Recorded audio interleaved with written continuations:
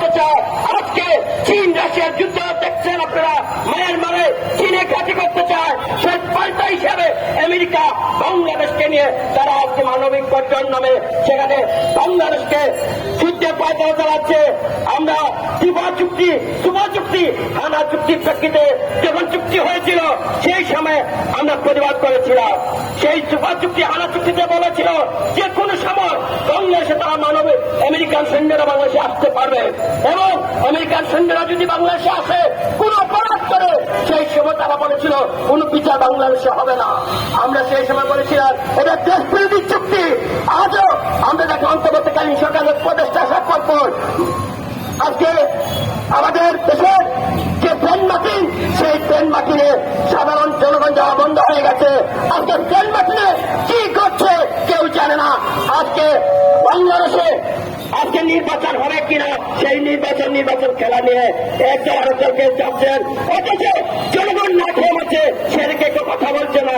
আজকে প্রত্যেকটি জিনিসপত্রের দাম বাড়তেছে, সে প্যাকেটকে কথা বলে না।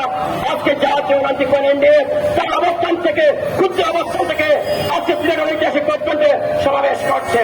সংগ্রামী সাহায্য বন্ধুগণ, আমরা বাংলাদেশে যখনই বাংলাদেশের বিভিন্ন বর্ডারে আপনারা লক্ষ্য করে রাখবেন পুশব্যাক করা হচ্ছে। একদিকে পাকিস্তান ইন্ডিয়ার যুদ্ধের কারণে বাংলাদেশের বিভিন্ন বর্ডারে গুজরাট থেকে প্রায় 139 জনকে নিয়ে প্রথমেই তারা বাংলাদেশের বর্ডারে তাদেরকে পাঠিয়ে দিয়েছিল, যেটা বাংলাদেশের বিজিবি সেটা মোকাবেলা করেছে।